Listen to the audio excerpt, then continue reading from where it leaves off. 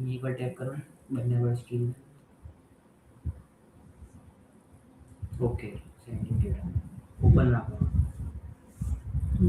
Super अब बंद करो नहीं stream okay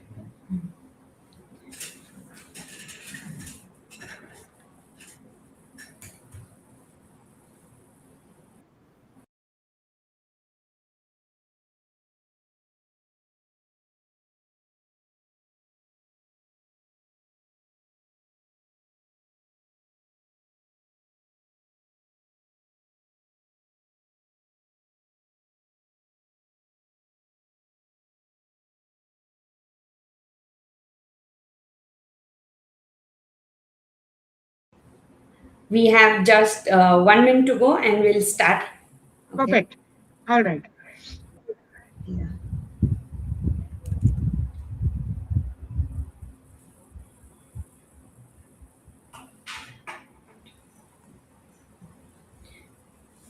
So, yes, a very good afternoon and welcome to the 31st episode of our EXIM podcast series. And the name of our podcast series, as you all are aware, it's EXIM Stories. And so there's a very beautiful quote which I'll begin with. So it's rightly said that difficulties mastered are the opportunities won, and it was said by Winston Churchill. And this quote is very much relevant in today's time, where in the international trade there are a lot of difficulties going around, and how we can navigate through those opportunity challenges and turn into opportunities. And welcome Chaitaly to our 31st episode. We had a good break of 1 year in between the podcast series and all, but we restarted with a fresh mindset so that we try to bring in the real life perspectives and not just any kind of a theoretical discussion.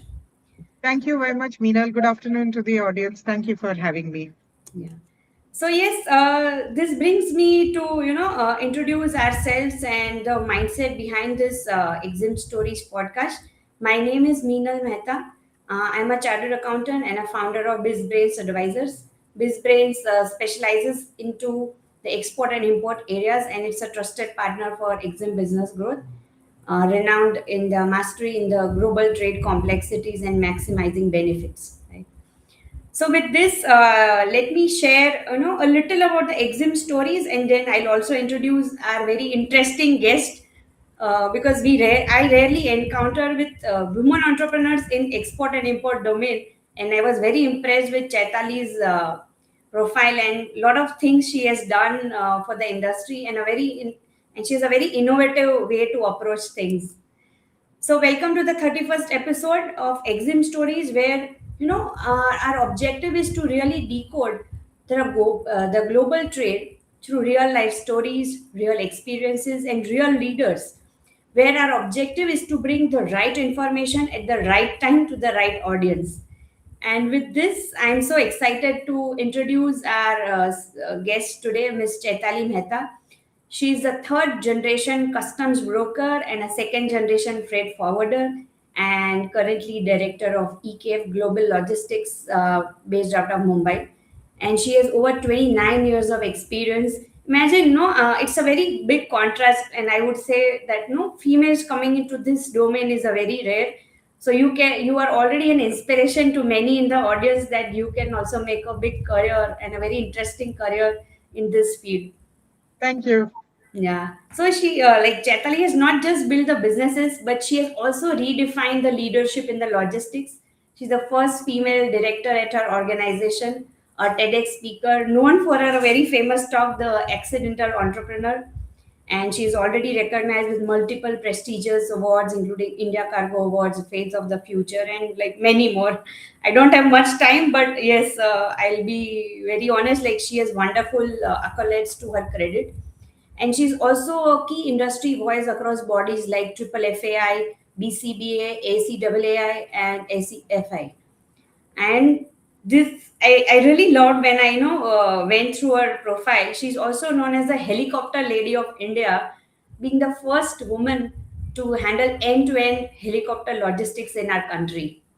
And you know what, audience, what truly stands beyond her accolades is her role in shaping the resilient, future ready supply chains and also advocating for inclusivity in the logistics. So, welcome Chaitaly to EXIM Stories. Thank you very much, Meenal. I'm truly humbled, and I don't know if I deserve all the praise and credit. I've had some amazing people help me in this journey. So it's never a single person doing anything, but it's a whole bunch of people. It's a whole family, a whole village that takes you forward. So if I get accolades and praises, then there are a whole bunch of people who have been educating me and have been motivating me, and also teaching me, who also equally deserve the credit for where I am today. So Yeah, thank you. awesome. I know it's very rightly said. It takes a village to, not Yeah. just raise a child, but also to raise a business and also to raise an individual, and also to women. Like particularly when this area is such a different area where I rarely encounter very less female entrepreneurs. I would like to invite you come over because we have a robust uh, we have a robust network of women now who are doing some phenomenal work across all the verticals, and they have set up their own companies. They used to work for people, and now they have set up, or somebody has just started their entrepreneurial journey. But yes, we have actually a lot more women now than we did before. Yeah, So it's hopefully in the future coming episodes, you will have a lot more women participating. I mean, you'll have a lot more women guests yeah. as speakers. Thank you so much. So it's an absolute pleasure to have you. Thank And you. now I would like to shift Yes, to please. our topic where we really break down and peel the onions on the topic of today, which is crisis, cost, and container, the real impact of West Asia tensions on our trade. So, audience, to be honest with you, it's not going to be just any other discussion. It's going to be a reality check. Because what we hear and listen today in the newspapers, on the social media, is something, it's a perception built out by many people. But here today, what we are going to talk about is the real person who has faced these uncertainties and what they have done to navigate through it. So let me take you through few of the other pointers. Like over the past few months, what has happened is in the geopolitical tensions in West Asia. First point which has arisen was rerouting of the vessels via longer corridors, 2 to 10x of surge in the container freight rates, increase in the insurance, kitna sara insurance बढ़ गया. अभी ECGC has also launched a relief program where a lot of exporters can take advantage out of it. However, that may not be enough. And again, the schedule which has disrupted the entire shipping lines and many other uncertainties. So Chaitali, the first question is to you that what is the real impact you are witnessing on the ground today and which nobody is seeing in the reality? See, honestly, the people in the trade are definitely aware of what the reality is. Hmm. And considering that our industry is pretty much the reason why the global trade works, we have, like you correctly said, we have the first-hand experience of what is happening.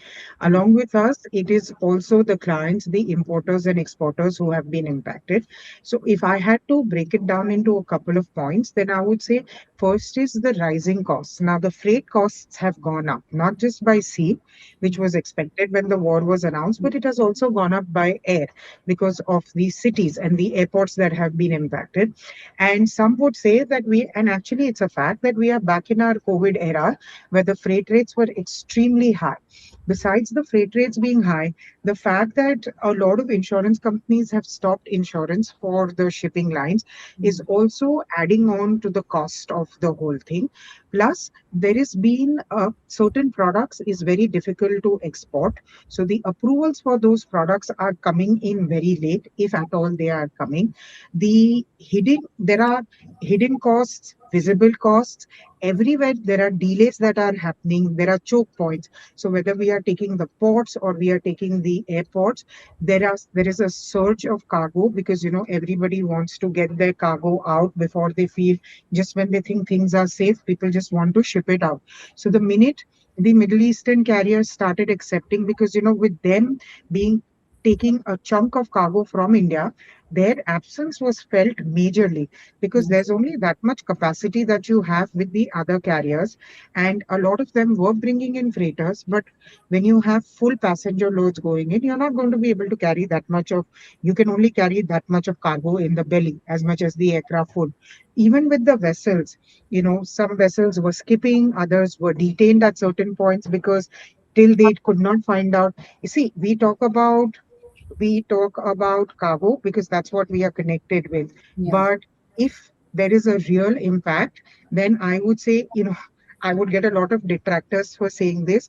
But for me, I would say the real impact is on the lives of the seafarers because they are the ones who are stranded on those ships in the middle of the ocean. Some of these ships, even if they are near the port, they have been refused berthing at the port. So it is the seafarers and their families who are actually suffering the most. Yes, as an industry, as an industry, we are definitely suffering, is because we have to take the brunt of everything. We are in between the clients as well as the stakeholders. So anything goes wrong, we are the first ones to be caught. We are the first ones to be questioned. We are the first ones to be asked, अरे तुमको ये मालूम होना चाहिए था, तुमने आ खबर होवी जोती थी, तुमने आ सुकम हमने एडवाइस नहीं करी. But how do you come to know that things are going to go wrong overnight? Like nobody anticipated, right? Yeah. So you have to scramble and you have to figure out things, and also the costs have been extremely high, Meena. Okay. And the impact is definitely there. We are seeing delayed shipments. We are seeing missed orders. You may not see certain products on the shelves anymore, especially when it comes to retail and things like that. But if you had just-in-time inventory, then you would be safe. Got it. So, but how are then they absorbing the cost? Like when we talk about the cost part, you mentioned that the costs have risen very high. So, is the buyer absorbing? Is the vendor absorbing? How are they managing and how are they navigating through it? Honestly, it's a very good question. And it's also one which is full of pain points, Yeah. is because nobody wants to absorb those costs. Let's be honest. The shipper doesn't want to absorb, the buyer doesn't want to absorb, somebody has to absorb. It cannot be the freight forwarder or the customs broker who's going to Yeah. absorb, because the airline is just not going to take your cargo if you don't pay the freight rate. The same thing is for the shipping line. So somewhere there has to be a thing. Depending upon your cargo, as to what is the nature of your cargo, if your cargo, there's a term called margin versus risk factor that you have to look at. Then you have to look at if your product is perishable or it is high value, and if it can sustain to take this hit, then they are shipping it out. But if you are low valued goods, then they are going to wait out. They are not going to ship out. So we have import orders right now also, which are on hold, is because the buyers say that the cost of bringing in the freight, because this is coming in from the Middle East, they say it is not worthwhile the thing. We will rather just wait it out. The other thing is that for the shippers who are stuck in it, another option is that a few of them are trying to renegotiate with their buyers to see if they can change their terms from CIF to probably FOB, if not go on full on to Ex Works. So then what happens is that it becomes the buyer's responsibility to arrange for the freight, and he or she is free to arrange the freight at any point, in whichever manner that they deem fit to be done. In case of pharmaceuticals and all, they have to do it. I think everywhere the margins are going to come down in terms of the profitability, and people are going to say, because we just had some port data come to us yesterday, and according to that data, all the ports are doing extremely well. They have actually increased their output. So the fact is that shipments are happening. Whether all industries are shipping or not is something that is there. But definitely there are certain sectors that are shipping out the goods. So, does that mean that, if I categorize the products, the essential ones, the industrial ones, and the consumer ones, and if it is the essential ones, then there is no option. मतलब option ही Hmm. नहीं, वो करना ही है. So, at Correct. any cost, those trades are already happening. And if we Absolutely. talk about industrial which are connected with the, this essential ones, again, they are a part of supply chain, Yes. and therefore they also. So, depending Yes. on the urgency, and in Hindi we call कि वो गरज है कि नहीं, something Yes. like that, right? वो Correct. So it कितना is like, urgency है? Yeah. sorry, please go ahead. Yeah. So कितना urgency है? I think that drives everything, right? True. Okay. So, like if Interesting. you're looking at retail products, like Mm. people may not want to, manufacturers may not want to ship ready-made garments because if your cost has gone up 5 times more, and if Mm. you're not going to have buyers for that, what is the sense of shipping it out? Number one. But vis-a-vis that, if you have your, fashion apparel, like we are talking the garments, I'm sorry, we are talking the shoes and accessories and all, it's not like the new collections aren't coming out, or it's not like they are not being shipped out, but they're extremely high priced in the first place. So Mm. for them, it is better to ship out at a higher price than not have them lying in the factory, because we are talking millions of dollars, which is there. Now, if you take the pharma industry or you take the engineering industry, the goods are going to go because those are required. Now, the goods which are required to manufacture your pharma, or the accessories, ancillaries, the raw material and all of that is going to go regardless of what the situation is. So the minute things open up, they are going to try and navigate whatever is the situation, try and navigate at that point of time how the scenario is with the shipping part of it, and they are going to send it out. And Interesting. perishables will have to go, no? Because Yeah. can you imagine if we are used to, like, our tomatoes and whatever, and our vegetables, and if there is a domestic strike, and if we don't have the trucks coming in, then Mm. the vendors or the middle people, depending on who is the one who is sending it, are going to look at alternative carriers, right? I mean, they're going to look at Mm. trains, they're going to look at buses. They may Yeah. bring it in smaller quantities, but outse to Mm. kharuch hai. Yeah. I think this leads me to the next question that, the way you mentioned about the alternative routes and all. So, in the current situation, when, this route, West Asia and all those trade tensions, which is becoming very risky, then I think the another opportunity opens up, right? And Yes. so what are the new routes or markets or trade patterns which you see are shifting, and how the Indian businesses can actually gain out of it if there is a opportunity? In the this is a again a very interesting question. There has been a lot of chat on this. There's been a lot of chatter on this, and one thing that people say is that when it comes to exploring new markets and all, unlike the West, our Indian manufacturers. Okay, again, again, people may not agree with me, but this is my opinion completely. So right or wrong, it's mine. The thing is that for our Indian manufacturers or Indian exporters, the cost is very important, and we don't really have an R&D important emphasis doing business. So when when they get into one particular market, they are very happy with it if they are making the money. If they have to go and explore other markets, unless it's a forward thinking company or a forward thinking entrepreneur, like today's entrepreneurs are very different as compared to what they were 20 years, 30 years, 40 years Right. ago, and Right. even in between the time was. So for an established company which is already crossed a certain threshold in terms of profits, where money is not a problem, for them in doing R&D in terms of exploring new markets, attending exhibitions, trying and meeting up, setting up blind calls, doing things with buyers and all is pretty much on point, and that is how they are doing it. But for smaller players, the mom and pops, the SMEs, the MSMEs and all, for them to explore newer markets is very, very it's very cost centric. So if we already, with Trump announcing the tariffs last year, we had already seen, because there were certain industries that had slumped because of the tariffs. But if people knew how if people had the foresight, and many of them did, then they had already started diversifying and looking into other countries. So we have South America, which is very, very important right now, and is emerging as a very strong market for Indian products. We Interesting. have Africa has always been one of the most important partners.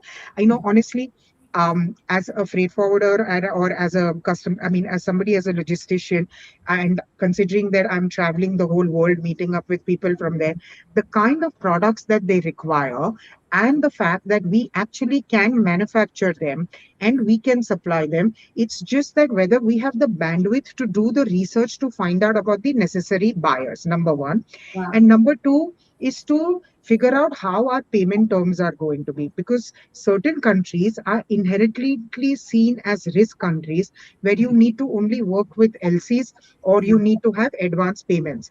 But things are changing in those countries too. So there are newer markets which are coming up.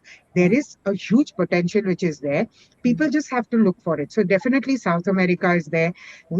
Australia has opened up a lot in terms of compliances and all. So compared to what used to be exported to Australia before or New Zealand, we have a paradigm shift and there is a lot of stuff which is going. I'm not saying in terms of food products, because I think Indian companies find it difficult to comply with compliances, but definitely in terms of the other kind of goods that are going, there are tent materials, there's tents, there's garments, there's fabrics which is going, there's a whole bunch of things which are going. Fiji actually is a very, very important market for merchant exporters, and also it's a huge market. Yeah. So I think this also means that this is the right time for the entrepreneurs to shift their vision to the only developed markets or only the Middle Eastern markets, which they've been very, very comfortable with. And in fact, I was at one of the panel discussion couple of months back, and on with me on the panel there was one senior professor from Indian Institute of Foreign Trade, and we were deliberating the same point. The South American markets and the Australian markets. Again, India has a trade agreement with Australia. So I Yes. think the businesses can also look at it from a perspective that where the new trade agreements are signed or are going to be signed, they can really focus on those markets beforehand. Absolutely. Absolutely. India has signed so many FTAs, Yeah. and it's amazing as to what the government is doing, right? In terms of what they want to do. But it's also like taking the horse to the bucket, but Mm. then the horse has to do. Now, with Mm. Prime Minister Modi ji's vision of Atmanirbhar and the Yeah. fact that he wants us to be more manufacturing and less importing dependent, Yeah. there are a crazy number of things that we can actually manufacture. Like if you look at the Amazon America ads, or you look at the Instagram influencers ads where they are promoting Amazon products, they are Mm. such small tiny little ones. But for our plastic manufacturers here, it would, because we are basically an industrial country, for them to make those molds and do it, because e-commerce, for us to import in for e-commerce is very difficult, but there's nothing stopping us from exporting, right? Exporting. True. Look True. at what Shopee is doing. Look at what Meesho is doing. I mean, Yeah. they just sprung up out of somewhere. Some Yeah. of them who are exporting or are retailing on them are small ones. So when Amazon came to India, how many lives changed? Meenal, how many small companies, mom and pop companies could start on Flipkart, selling on Amazon and things like that. And today, nobody Mm. even blinks an eye. You have the same thing with Blinkit or Instamart and all. So the Yeah. thing is that, are we at the end, at the core, are Mm. we a risk-taking community? Number one. Mm. Do we have it in us to take that particular plunge to see that, okay, fine, if we have to take a hit for 1 year or 2 years, can we do that? I Mm. was in South America last year in Colombia, and we had about representation from about 20 South American countries, Latin, Central America, and all of them. Okay. Every single one of them Mm. had two things to say. And I'm not being like a Modi fan, so I'm talking about this or anything. Mm. Everybody said, you have so many goods being manufactured in your country. Our clients are looking out for good manufacturers, but we keep hearing about Indian manufacturers not being reliable, promising, and then not delivering on time or taking away the money and running. So Mm. is it still true? And I said, no, it's not, because we've got a new generation of exporters who are very happy that to deliver to you on time and not run away with your money. And the second thing is that if we give a product, do you think you can get a manufacturer who's not even making it to manufacture it for us? Is because we would rather deal with Indians and their superior quality than go to China and deal with them. So there is a huge Huge. mind shift and there is a different mindset, but it Yeah. has to trickle down the line over here, right? Yeah. This is very interesting perspective which you shared, and no Indians being sometimes what I feel is अगर direct flight होता ना तो बहुत Yes, easy हो जाता. I always keep wondering what stops us to go to Central America or like I've been to Costa Rica last year, and I saw everything on the shelf was imported. Like yes, a tiny keychain was costing for $10. correct, And I was like, this I get here in India at 50 rupees, which is not correct, even $1, right? So true. that even I had the similar thought. But again, the thing is, we are very happy and in our own comfort zone. Yeah, So first of all, we need to come out of our comfort zone and make an attempt to visit such countries. yes, And I think like many big organizations, export promotion councils are really supporting this kind of initiatives. And I had a chance to see one of the trade events happening on Fiji particularly. yeah. So those initiatives are happening. It's just that we need to plunge into and take that leap of faith to take things forward, right? I have to add on. I actually slightly disagree with you when you said that we need to have direct flights. Mm. Honestly, we don't Mm. need to have direct flights, okay? Because tell me today, if your people, till we didn't have so many number of flights to, let's say, to Bangalore or Delhi, as the case may be, we Mm. used to travel by train, right? And Mm. 12 hours and 24 hours. Mm. People still travel 24 hours, and they may keep reducing the number of hours by introducing newer trains and all. Mm. Why is there such an emphasis on having direct flights? What's the problem in having connecting flights? Because one, we are giving passengers options to take a halt in another In country, the country. right?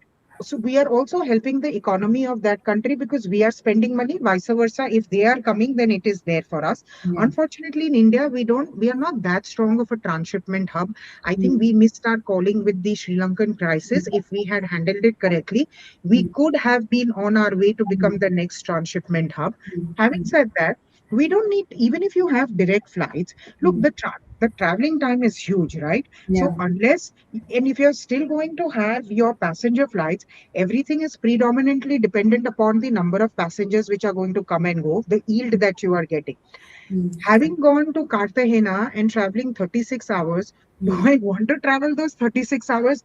No, I don't want to travel those 36 hours. But if I had no choice, but if I want to make money, I am going to travel 36 hours or 40 hours, and I will go and attend that. And another thing is, we have practically every country's Chamber of Commerce in India, where we have the Indo-Australian, the Indo-American, the Indo-German, whichever it is.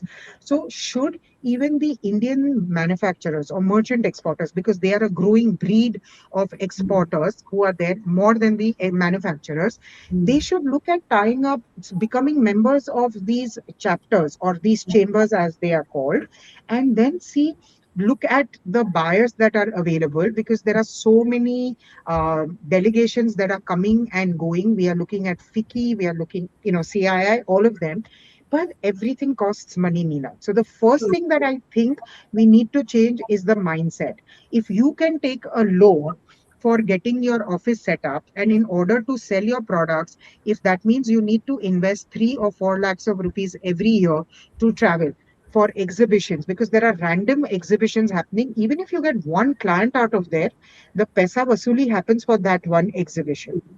So Right. there is a lot of option available for the Indian Yeah, manufacturers and I exporters. totally agree. But yes, if direct flights have been there, we would have been more keen. I'm just not representing my case, but I think I represent few of the exporters in this Okay, domain. I think But yes, never mind. we can agree to disagree on I the whole agree to thing, but disagree. yes. Yeah. So I think this leads me to the other question. Like when we talk about this new markets and shifts and amongst these trade tensions, one particular question which I got in last few days, I like was on the route side. So when we are seeing that one route is getting closed or disrupted, what are the other routes opening up, and what are the other alternatives in terms of the logistics and the transportation? Look, as far as the alternative routes that are opening, in terms of the alternative routes, look at how enterprising Saudi has been with getting, tying up and getting the Khor Fakkan port opened up. So Hmm. the the importance of Strait of Hormuz is reducing, and what business had stopped has completely started off with. There are definitely, so now if the Suez Canal has stopped, they are going back to the Cape of Good Hope and they are going onwards and there. It is up to the shipping lines route masters to see where they can look at alternative routings, things. See, this is where I'm always surprised between the air and sea part. I'm always surprised between the air and sea because going back to a case, this was many, many years ago where we were doing a project for EXIM, and this was from Chennai. They did not have flights, and we had to do just in time delivery to a small village outside Gothenburg. So we were talking of, and because there were no direct flights, and even with the via flights, we could not bring down the transit time to 2 days or maximum 3 days. It was looking at 5 or 6 days. It was the genius of one gentleman from Jet Airways by the name of Mr. Arindam Banerjee, who took 3 days to create an alternative route. He didn't get in a new aircraft, or neither did he create a new route. On the existing route, they had partnership with SAS because they had an interline agreement with that. On basis of that, he took the cargo from Chennai to Brussels, and then from Brussels on SAS, if it was less than 500 kilos, it flew straight into Gothenburg. But if it was more than 500 kilos, it went by truck. That got our transit time from 5 to 6 days down to about 2.5 days, whereby the shipper could save his business because they were going to leave India to go back to the original country of Singapore. Okay. But it also created a new route for the entire southern region because now they could use this route not just to send cargo to Gothenburg, but they could use that SAS's connections to fly into the other cities that SAS was flying. Interesting. If you were to ask, I haven't seen that kind. Okay, the people who are doing actively ocean freight will say, no, no, even the shipping lines are proactive. But again, coming back to our own experience, when we had to move a project cargo, we had to move it to Quito. And at that point of time, the kind of size and everything that was there, we weren't getting any vessels to go beyond Houston. And then again, there had to be taken barges and all. It took us 2 months to create a route because we had to literally beg all the players, can you please look at it? Can you please look at it? Can you please look at it? So if you, I'm sorry, I'm diverging a little from what your question is, but what I'm saying is that if you want to create alternative routes, it is up to the planners, the route mappers of the shipping lines to check and see whether they have alternative solutions available, whereby bypassing the main points, can they look at smaller countries where even though the transit time has to increase, can they ask the government of that country to invest in the infrastructure and create an alternative route available? There Okay. are a couple of routes available right now and people are working on it, but it just increases the transit time too much. So if you are asking, we have more flexibility in air. We don't have that kind of flexibility in sea. Yes, sure. Okay. But yes, this is a very fresh perspective which you have shared, that how the route planners can, really, if they get invested into this project of rerouting and, saving on the time and the cost, that can really bring a lot of value add to the company's logistics and the transport side. It makes sense to me because when I was a layperson, when I was learning about ocean freight, one of the things that always struck me weird was the rigidity with which ocean freight works and the flexibility with which we handle air freight. Okay, Definitely. it's not a bias that it's not coming as a bias because I'm an air freight child or I prefer air freight to sea freight. I think both of them are fascinating, both of them are amazing, and both of them are required for the growth of to reach the goods to anywhere in the world. But I'm just saying from a layman's perspective, I have always found ocean freight to be more rigid, a little more bureaucratic, and a lot of red tapeism. When people say, "Oh, it's difficult to get landing rights in India as compared to whatever the other stuff is," and when I see how hardliners are when it comes to the shipping part of it, I think we are still better off in the air freight part. So yeah, my perspective is from an individuals, and no offense to anybody who would be Yeah. from the air ocean freight or anything of that sort. True, true, true. Yes. And this leads me to the last question. Like, if you had to give one simple, practical advice to any importer, exporter, or a freight forwarder shipping line watching this episode, what you think they should do to immediately protect their business and save their time, cost, energy, and one simple thing from your side. Yes. I have two things to say. Actually, I was looking for one answer, but I've come. I mean, but I have found two answers. One is that we need to have a supply chain which works beyond lean inventory, because there are certain companies that only work on lean inventory. They will only do, even when you are doing just in time, they will say only 4 days before or 5 days before. So and I know for a fact that nobody informs, and catastrophes happen or disruptions happen. But when it does, the first thing, according to me, should be to build a 2 or 4 week buffer gap in your supply chain.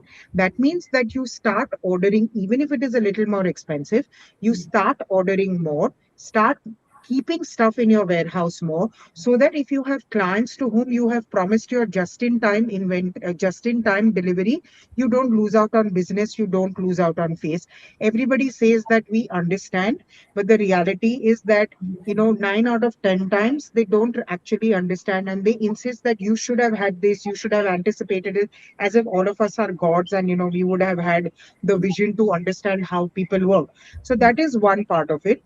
The other one would be that you should, if you are right now also shipping out, the government of India has introduced the relief scheme on 26th, in March of 2026.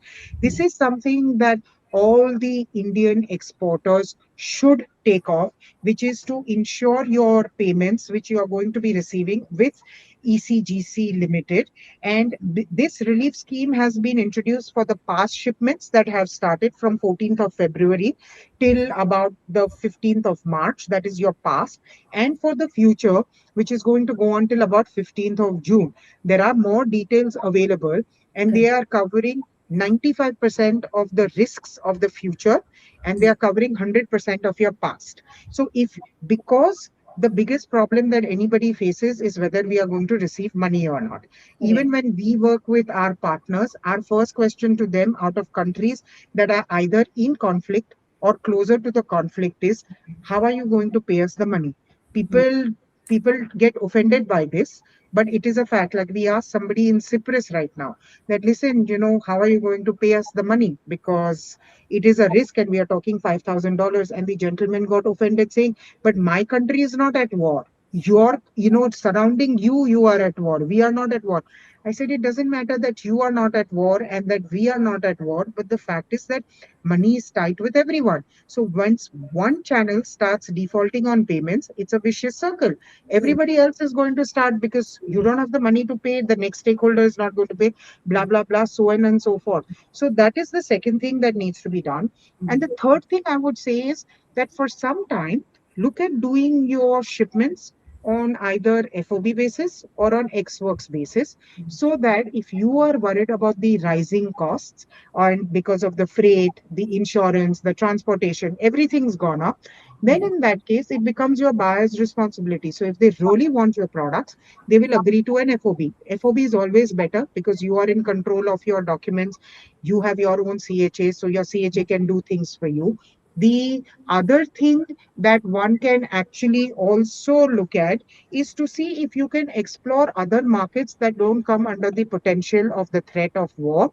And if you have ready inventory available that you cannot sell to those markets because of the war, find out if you have another ready-made market. If you explore, you never know, there could be buyers for your product in some remote country that you might not have even thought of. True, true. And I think this leads to one unique product with, not a product, but Exim Bank already has a line of credit with many African countries and many other countries. So I Right. think in this context, if I share furthermore on the new product to the new geographies, and if Exim Bank has line of credit with those countries, the payment is also safeguarded. At the same time, the demand of the product is already there. Exactly. The And real another, matching, yeah, of course, and another thing that just struck me right now is hedging. You yeah. see, only the big companies hedge the foreign exchange, True, right? true, And true. one of the prime hidden costs Yeah, for war or disruption is also your fluctuating exchange rate. True. Correct. So if now you think that the war is going or that it's going to go on for the next 2 3 months, talk to your bankers. Even if you've never done hedging, look in, explore the option of hedging, Mm. explore the possibility of creating US dollar accounts, euro accounts, or an account for a foreign exchange currency for which you are working in. Like Yeah. if you have bars in Thailand and if a bank is ready to give you a Thai Mm. baht account, then don't convert it into INR. No, blank the money in those accounts, in your foreign, in those EFC accounts, so that that extra whatever little that also you are losing or the big that you are losing. Because I know as a freight forwarder, one of the biggest problems that we have, as the minute the currency starts fluctuating, is are we going to make money, are we going to lose money? See, making money is an, એ તો extra થઈ ગયું, bonus થઈ ગયું. But instead of going at net, if we are going to lose money, so if you have a $50,000 inward remittance coming in, and Mhm. if that comes in at a lower rate than what we had anticipated, straight 2 lakhs of rupees will go into the loss. True. Similarly, if we have to remit 50,000 or $100,000 and we had anticipated that hame loko 87 rupees e karsu, but if the bank is going to charge us 89 or 90 rupees, the 3 rupee difference is massive. No, it True. cuts into your profit straight away, which is going to straight reflect on your balance sheet and in your profit and loss account. So Correct. these are some of the things, not just, I mean, for the exporter and an importer, yes, but even for us, we need to see whether we can look at hedging our currency if it is possible, depending on volumes. If you Yeah. have only 5 shipments, then obviously you can't do it. But if you're looking at 500 shipments, True. anything above 100 shipments, then you should definitely explore this and do it. Yeah, I think so. What it means is, and if I talk, no, a gist about all this, though there are a lot of disruptions, challenges, and a lot of negativities going around, but if somebody sits with a peaceful mindset and think about what is the possible solution, सबका solution हो सकता है. Of course, with Oh, yeah. So I think if with that mindset, if you approach things, you shed many new perspectives, which I think it would be really handy for the audience to take down. At least I think if one comes handy to all of you, then it would be great, right? And so this leads me to the end part of the session. uh, you have shared a very diverse and a fresh perspective as to how to handle the volatility, and at the same time making it very crystal clear that it's not easy. I think the balance which you have struck is very good, and thank you for that. And anything else you would like to add, and then I will go to the parting remarks. so my father always tells me, Hmm. why do you look at a problem from how it happened, કોને કર્યું, શું Hmm. કામ થયું? There is a problem, find a solution. Okay, I don't like it when he's telling me this at that point of time. It's like dhyan appa mante, it is very easy. Yeah. To listen to it is very Digest it. difficult. But Yeah. to digest it. But what I want to say is that all of us are going through bad times, okay? Hmm. But there is a silver lining everywhere. This is the time that one has to think of diversification, whether diversification of services, diversification of verticals, diversification of your existing business. If you have the money, please look at investing in something else so that you are not just dependent on one mode of income coming in, because everybody says you need to have multiple incomes coming in. The Correct. second thing is that, like you said, even when times are bad, there are opportunities available. Today, whether we like it or not, there is AI available over here.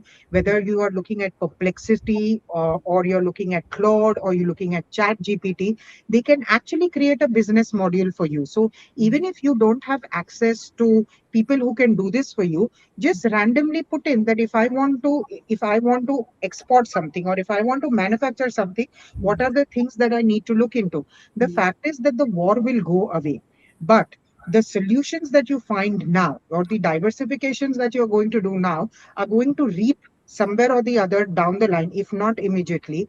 And we have to look at making ourselves more self resilient and being less dependent on imported stuff.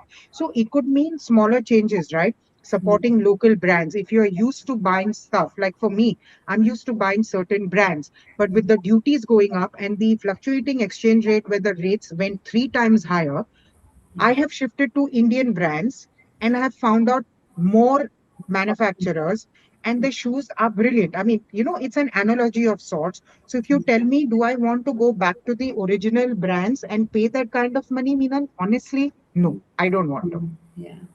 Right. So it's just the way you look at it, and Hmm. you have to constantly hustle, and you Hmm. have to be constantly thinking about things ki, "Aaj aa nahi chalu, to can we look at something else?" Yeah. So and then it can't get so bad, because eventually, like my dad says, if you hit rock bottom, you have to go up. True. So that's what it is. Interesting. This last line will stay with me. If you hit rock bottom, then you'll have to bounce it back and go at the peak high. Wow, that's a very no. This is my own takeaway. I don't know about the audience, but yes, I think everybody goes through that. Yes, Yes. and so thank you so much, Chaitaly, for spending wonderful time and giving so much of value. I think what is more important for the audience today is everybody is reading newspapers and social media, but nobody is getting the real life insights. And thank you for being very generous in sharing your thoughts and very being very honest. This would be of great help. And Thank so, you. yeah, and friends, so this leads to the end of our session and a small announcement here. So, this is the 31st episode of our podcast, The EXIM Stories, powered by Bizbrains Advisors. And the next podcast would be on 18th of April, same time, 3 p.m., with yet another renowned expert, and details shall be announced very soon. Also, the next Saturday, which is 11th of April, we are running a workshop on $100 billion of trade deal with India UK, which is going to be implemented very soon, and with a veteran international trade expert, Mr. 𝗧𝗏𝗀𝗃, having experience of more than 48 years. So, thank you for watching and following us. Keep watching this space for more such intriguing insights with BizBrains, your trusted partner for EXIM business growth. See you all. Take care. Thank you. Bye bye. See you all. Thank you, Meenal. Thank Thank you you. so much.